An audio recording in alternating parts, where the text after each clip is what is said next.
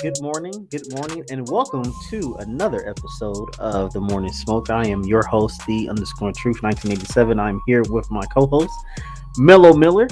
Uh, he is he's dressed up today, y'all. I'm actually shocked. I don't know what is on his mind today.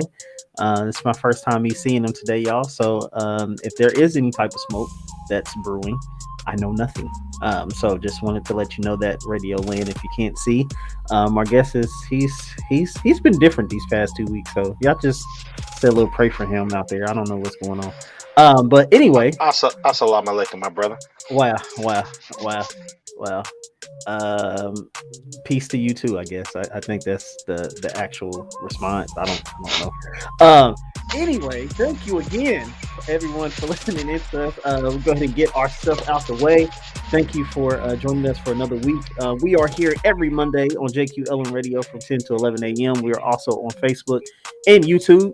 That is our main pages at the Morning Smoke Podcast. So if you are a new listener, go ahead and check that out. If you're an existing listener, y'all know what to do. Keep listening, keep sharing, keep subscribing, keep commenting, keep liking, keep doing all that good stuff, because we are definitely seeing it and we definitely appreciate it. We're also on Spotify and Anchor.fm as well too. If you'd like to listen to us that way, we're also on there as well too. So like we traditionally do every week, we like to give you some current events. I'm going to start out with my co-host. We'll go ahead and send it over to him. I think I started out last week, or first last week. So I will yield the floor to him and see what news he has for us this week. Well, I appreciate that, my brother. I look, like he said, I just want to correct one thing. It's Okay. Mellow Miller X, I didn't see the X. Sorry. and that's on. Look, it's for this week. Okay. Today's Columbus Day, Wow. and I'm not look. Then got me a little militant. If you Wow. know the history there, Wow. all right. I Wow. ain't look. I might enjoy the time off. That's not the point. I'm I ain't. enjoying it. I'm I'm definitely not gonna. enjoying it. I'm not gonna be elevating this slave owner who didn't discover a thing. I'm gonna sit My here and enjoy my paid holiday. Thank you. my ancestors was here prior. Mine I'm gonna too. leave. I'm gonna leave it at that. They gave us a Cause day. Thank you. listen. But with that being said, I do want to talk about um, speaking of the culture and everything like that. I'm gonna stay in that realm. I'm gonna talk about one of the kings in our culture, Oh boy. America. You know what it is. Oh boy. It's LeBron James time. Hmm. Recently, Nike, who in which LeBron James signed an unprecedented $90 million at the time before he ever stepped 1 foot on the NBA court back when he was mere 18 years old, and it was a bidding war. Now, do I wish that he went with Case? Sure, but that's not the point. Um, Wow. I'll say this: in 2015, he revamped that contract, and he got a lifetime. Look, Hmm. He can stop dribbling the ball. Yeah, I he don't said. know how. Now you're the sneakerhead. Yes, sir. Who else got that lifetime deal?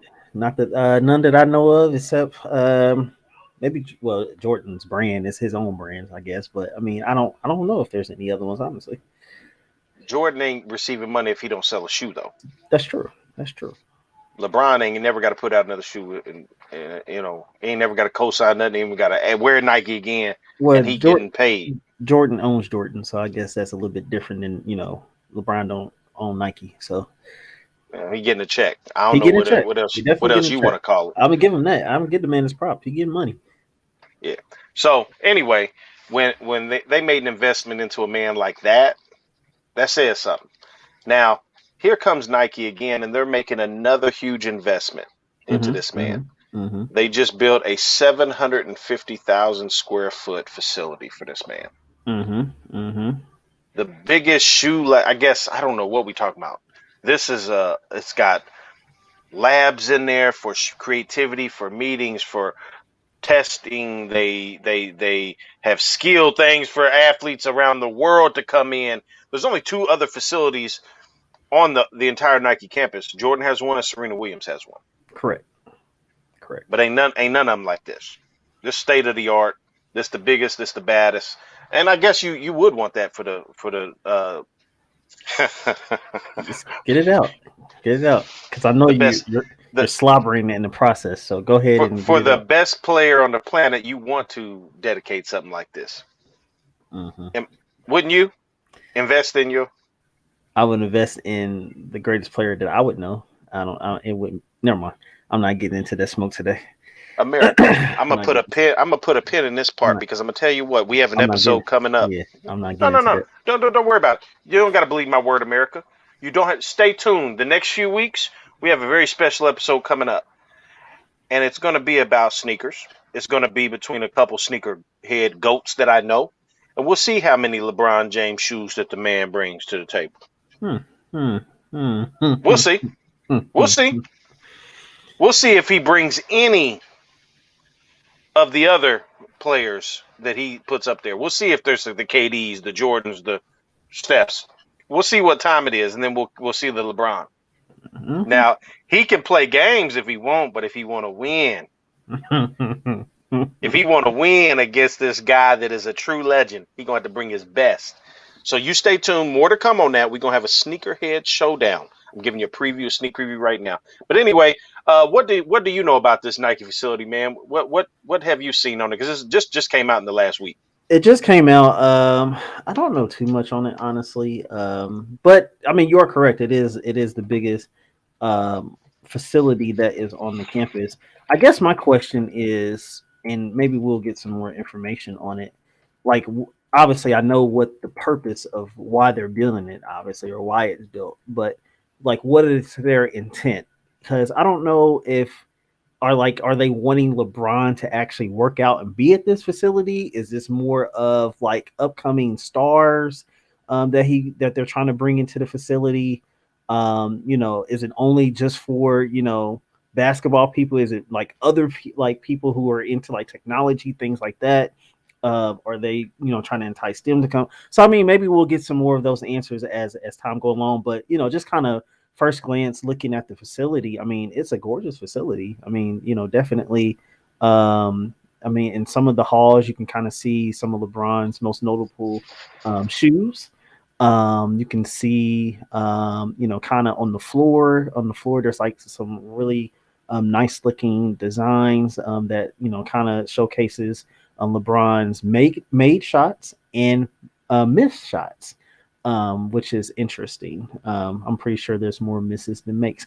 So no, don't do that. Over 50%, over 50% for the field. Don't do that. So I mean, they have made a really unique facility. I think they even got some like portraits of him and his family that's up there, even all the way back to when he was in like high school in Akron. So it's a really nice facility.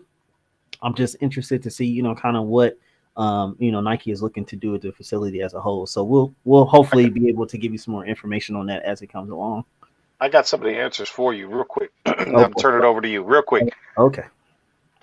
He has in some of this, they have over 400 cameras that track body movements, right? They're trying to design the perfect shoe. They're testing the athletes in it. They're trying to make the shoe for these premier athletes, and that's why they're bringing them around the world. Mm-hmm. So they want to track their movements, their motions. I guess there's environmental chambers in which they can test the shoes in the rain, the snow, the hot, the heat, the asphalt, the blah blah blah. They do this different things. There's multiple tracks in which athletes can run and test different, things like that. And it's all kind of, all in this huge monstrosity. They say it's like a spaceship. Yeah, it's so futuristic. So anyway, that's what I know about it. We'll see. There's going to be some virtual tours that'll be out there. I definitely encourage anybody, check this out because it's very interesting. But anyway, I'll turn it over to you, boss. What you got for us? Yeah, if they're offering any type of tours where you can go, I might have to get a ticket to what is it, Beaverton? Is that what it is? Beaverton, Oregon? Man, it's out in Oregon. I don't know, man. Outside of Portland somewhere. So yeah, it's out in Oregon. I might have a LeBron shoe or two. I might wear my LeBrons to there, if I get a chance to go. But we'll see. Anyways, I want to go ahead and move over into the more of the social media slash technical side of things. Last week, if you are a social media person who gets on Facebook or Instagram or anything of that nature, you will notice that last week there was a huge area on your phone where you couldn't get on. There was a huge time where you could not get on Facebook or Instagram. More specifically, I think it lasted for about 6, 7 hours, if I'm not mistaken. So last week last week on Monday, there was a huge outage on Facebook and Instagram, and there are also other app called WhatsApp. It lasted for about 6 hours. This outage marks the longest stretch of downtime for Facebook since 2008. There was another time where it went down in 2019, but it was only for about an hour or so. So it wasn't really anything notable, but this was the longest time ever for Facebook. And of course, obviously, when things go down, we want answers. We want to know why did it go down. And at first, from my technical mind, normally when an infrastructure such as that goes down altogether globally, in my mind, something got hacked. Yeah. Somebody came in and did something and hacked it. Now they didn't go into particulars. There was a report that was actually done by CNBC. They spoke with the Facebook vice president of infrastructure. He did say he was able to come out and say that he was very sorry for the inconvenience that was caused by that particular platform going down. The reason was because they were saying that there were some changes and some issues that was going through the flow of traffic between like routers and the Facebook data center across the world. And he said that it disrupted the network traffic, across all of those particular data centers. So I guess layman terms, it sounds like that they were doing some changes with the routers or something other, and it caused some sort of outage in the process. I don't know if I necessarily believe that per se, because that's a really big outage globally to go down for just some changes to some routers. So that's what I'm thinking. Uh, I'm thinking the same thing, money wise, something somewhere. So, but just to kind of give you an idea of how big this outage was. So Mark Zuckerberg was, I think he was in the top five of being the most wealthiest men in the world. He actually dropped after this. He lost 7 billion on this outage. Now, to us, that's a lot of money. To him, it's probably a drop in the bucket, but to us, it's a lot of money, and that actually dropped him below Bill Gates. I mean, Bill Gates is one of your notable men that is the most richest man in the world. That actually dropped him underneath there. So, as him being wealthy wise, that dropped him 7 billion. The company itself, Facebook, lost roughly around 60 million in this particular outage. So, very big deal. Obviously, Facebook is back up, which I'm glad because we are actually on Facebook and YouTube, all that good stuff. So I'm glad that is up and running. But yeah, I just wanted to kind of note that because I know a lot of people were. I saw reports on Facebook, people were deleting their apps and this and that and the other because they just couldn't figure out what was going on. So that's kind of what was going on, guys, and that's pretty much my news for the week. What you got on that, Miller?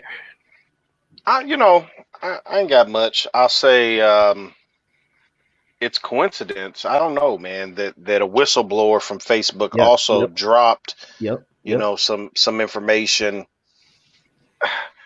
I have to study more into this, but I don't think it's a shocker. Some of the Yeah. things that was leaked and the whistleblowing, so to speak. Yeah. And I also don't agree with some of it. Um, Facebook has improved what they allowed to be posted. Yeah.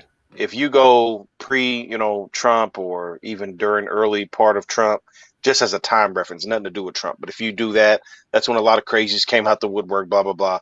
You've seen a huge misinformation campaign on all platforms of social media.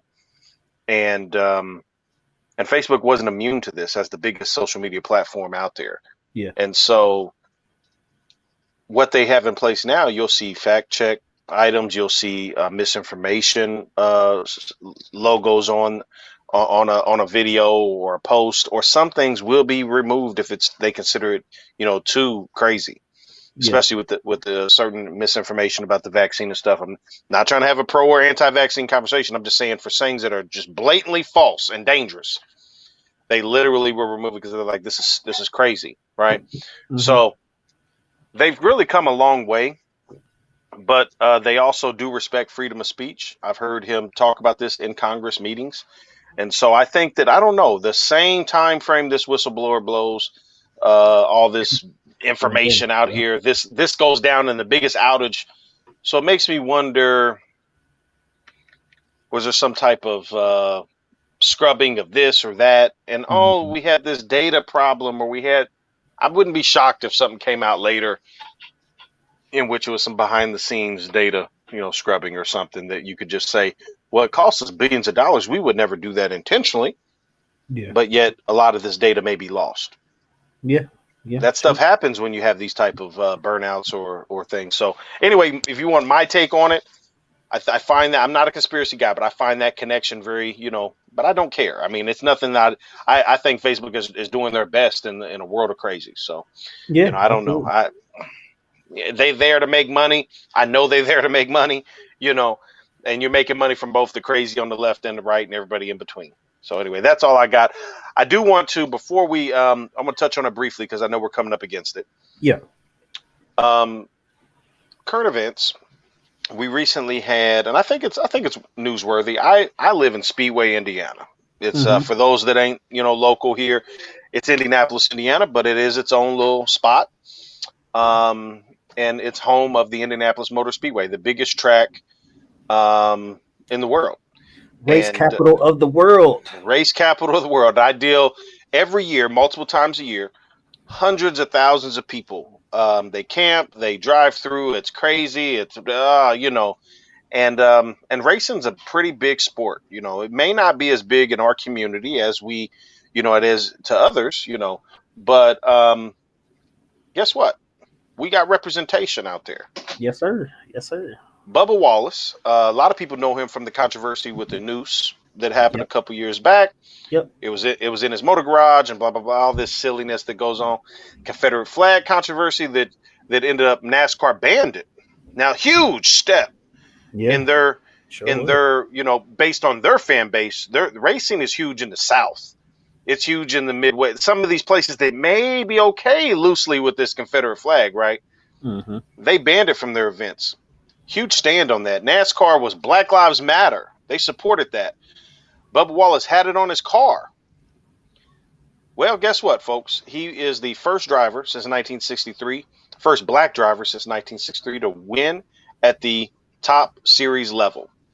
Yeah. And Yeah. Congrats, sir. Congrats. and I just wanted to take this moment to give a little background on him. If you're not familiar with racing, I think it's fun. But like any event, you take it for what it is. I love baseball, but baseball may not be the most exciting every minute of the time. You go for the atmosphere. And Right. I've been to the Indy 500. I've been to the Brickyard 400. I went to the Formula One Grand Prix when it was in Indianapolis. There's the bikes, the GP. I'm saying that the atmosphere in these races are amazing. I've taken my wife. She enjoys it, and she's not even a race fan whatsoever, but she enjoys it because of the atmosphere. So if we keep getting this representation, like any other sport, you may see some taking over there. Yes, sir. Yes, So I don't sir. know. What is your thought? I mean, does that mean anything to you that the man won? Absolutely. I mean, I know you're Absolutely. not big into racing. Does that mean anything to you? Absolutely. I mean, you hit the nail on the head. I mean, it's not a big thing in our community, which is why there's not a lot of representation, probably most likely in that avenue, such as NASCAR or IndyCar or Formula One, whatever that may be. But to see one of our own out there also competing and dominating in a vast area of his counterparts, that's amazing. It's amazing for him to even race, but it's even more amazing that he actually won the NASCAR Cup Series. That's huge. So definitely congratulations. I'm just as happy as his co-owner for it. Don't think I wasn't gonna mention it. I'm just as happy as his co-owner of 23X XI Racing Team. Michael Jordan. I'm just as happy. Michael Jordan. Michael Jordan. Michael Jordan is the co-owner of his racing team, and he is also ecstatic for the historical win. He actually tweeted about that not too long ago when that happened. So yes, I just wanted to throw all that out there because there's so much stigma against Michael Jordan about he owns prisons and things of that nature. He's never bought a prison. That's a different Michael Jordan. And he owns this racing team in which the first black man won the NASCAR Cup Series. Hats off, sir. Hats off. Listen, like Space Jam, is this we talked to Michael B. Jordan, but we don't have time for clarification here. Michael Jeffrey Jordan. Folks, we're coming up again. You know what, though? I'm going to give Michael Jordan his props. It's the first time since he retired that he's won in anything sports related. Wow. Except the number one pick in the NBA draft. Wow. So, you know, I look, as an owner, he's failed time and time again. This is living proof, folks. Wow. Keep pushing, keep persevering. Wow. You know, don't give up. What I say? I'm giving props to. No, you're not, but that's cool.